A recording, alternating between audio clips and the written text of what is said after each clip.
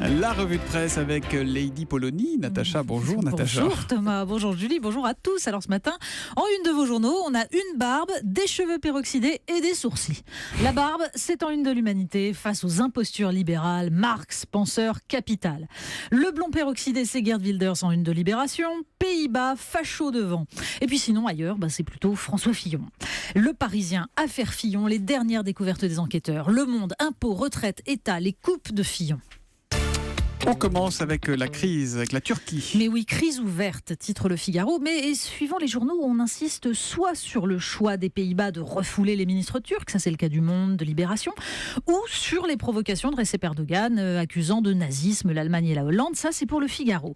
Mais c'est l'opinion qui rappelle en fait ce qui muselle l'Europe. L'accord sur les réfugiés. Et Alain Duzard résume dans l'Est républicain. En accueillant le meeting turc à Metz, la France ne s'affranchit-elle pas, au nom de la liberté de réunion, d'une vaine solidarité européenne? En la matière, dit-il, l'Europe a par le passé déjà mis 2 pieds dans la tombe face à Erdogan. Ce dernier a exigé et obtenu en 2015 6 milliards de dollars pour retenir les réfugiés syriens et irakiens. L'été dernier, il doublait cette somme.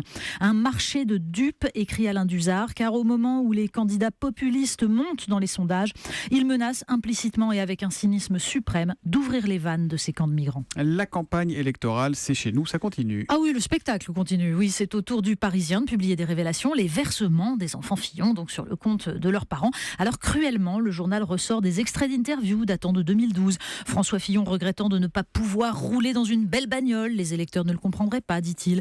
François Fillon méditant sur le fait que sa vie aurait été plus simple en cas de réélection de Nicolas Sarkozy. J'aurais fait des conférences à travers le monde et gagné beaucoup d'argent. Je suis toujours très épatée de voir ce qu'ont réussi à faire Blair et Schröder. C'est curieux, cette fascination des élites françaises de droite comme de gauche pour des politiques qui ont libéralisé le marché du travail, prôné la modération salariale avant d'aller faire fortune auprès des grandes entreprises. D'ailleurs, à gauche, les héritiers du blairisme sont dans les affres du doute, puisque le Parisien donc nous annonce que Manuel Valls s'apprêterait à rejoindre Emmanuel Macron. Alors, démenti immédiat, évidemment, mais comme l'explique Le Monde, ça ne se bouscule pas autour de Benoît Hamon. Le grand élan démocratique de la primaire fait pchit. La clause Molière, après c'est la clause dont on parle beaucoup et dont on va entendre parler. Exactement, le sujet surgit dans la campagne. Comme nous le racontent Le Monde et Les Échos, certains élus mettent en place sur les chantiers une clause rendant obligatoire l'usage de la langue française ou, à défaut, l'embauche d'un traducteur.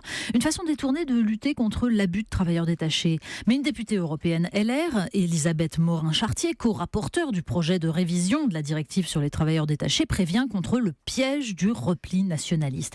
Alors dans son éditorial, Jean-Francis Pécresse s'en prend à ce protectionnisme honteux. Certes, il admet qu'il est de la responsabilité de nos dirigeants, dit-il, de protéger l'emploi local lorsqu'il est menacé par le dumping social, mais pour lui, le seul problème, c'est l'abus et la fraude. Et d'ailleurs, une carte d'identité professionnelle électronique sera bientôt en vigueur et un jour, dit-il, la directive sera révisée. Manuel Valls, d'ailleurs, promettait au mois de juin que la France refuserait de l'appliquer en l'état, mais c'est loin le mois de juin.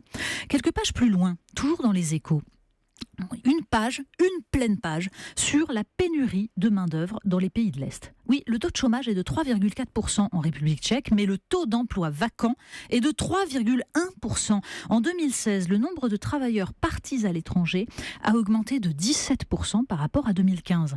Alors pour les multinationales qui ont délocalisé à la recherche de salariés bon marché, c'est un problème. Et du coup, ne leur reste que l'immigration. Et là, c'est un sujet sensible, nous dit Les Échos, en Europe de l'Est. Mais bon, si la Turquie ouvre les vannes... Allez, on prend le train à présent de la ligne à grande vitesse, la LGV. Mais oui, la LGV Ouest, qui est célébrée par la presse, sauf qu'il faut lire Libération pour comprendre que si les voyageurs gagneront un peu de temps, Vinci gagnera beaucoup d'argent, parce que les voies appartiennent au groupe privé, qui percevra un droit de péage et qui a obtenu de l'État la garantie de 33,5 allers-retours par jour. Alors, la SNCF a d'ores et déjà prévu de perdre 90 millions d'euros d'ici au mois de septembre, d'autant que pour aider Alstom, elle a également commandé donc 15 rames duplex.